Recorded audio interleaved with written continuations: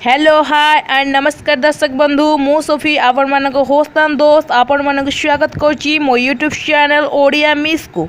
तो दर्शक बंधु तले दि जाइथिबा सब्सक्राइब बटन को दबाई दे घंटी चिन्ह को बजाई दियंतु एवं मोर समस्त वीडियो देखंतु सबुठु प्रथमे।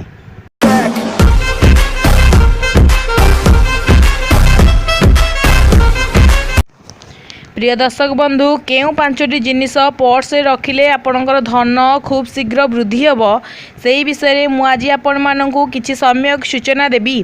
तेबे आसंदु आरंभ करिबा एही भिडियोटी।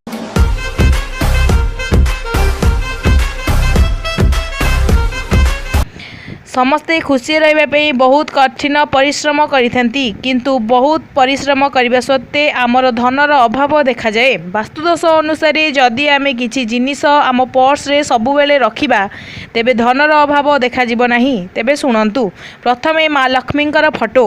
माँ लक्ष्मी धनर समस्या दूर करंती बोली आमे समस्ते जानिछे। तेणु पर्स रे माँ लक्ष्मींकर बसिथिबा मूर्तिर फोटो जदि आमे रखिबा तेबे आमर धन खूब शीघ्र वृद्धि। द्वितीय जदि टंकार हलदी लगाई रखिबा तेबे मध्य आमर टंका वृद्धि हेब।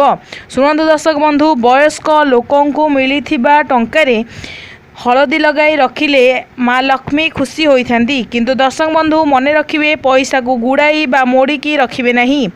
तृतीय हेउछि ओस्तपत्र। हिंदू धर्म रे तुलसी और ओस्तपत्रर बहुत महत्व रही बोली आमे एही ओस्त गछ को पूजा करिथाउ।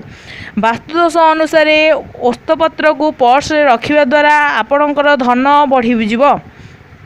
चतुर्थ हेउछि चाउल। आम समाज रे चाउल और धन को गोटे आख्या दि जाइछि। चाउल पर्स रे रखिबा द्वारा आपणकर खर्च कम होइथाए। आपणकर खर्च कम हेबा द्वारा धनर मध्य वृद्धि होई परिबो। पंचम हेउछि रुद्राक्ष और रूपार पैसा। रुद्राक्ष हेउ बा रूपा पैसा रखिबा द्वारा आमर दारिद्रता दूर होइथाए। तेणु दारिद्र जदि दूर हेबो तेबे आमर धनर वृद्धि हो। तो दर्शक बंधु मु आशा करुच्ची भिडियोटी आपको संपूर्ण भल लगी। तो जदि भल लगी डेरी न करी यथाशीघ्र मो चैनल ओडिया मिस को सब्सक्राइब लाइक कमेंट शेयर करने को भूलु नहीं। रोची दर्शक बंधु पुणी थे देखा आगामी नुआ वीडियो सहित। नमस्ते भले था समस्त।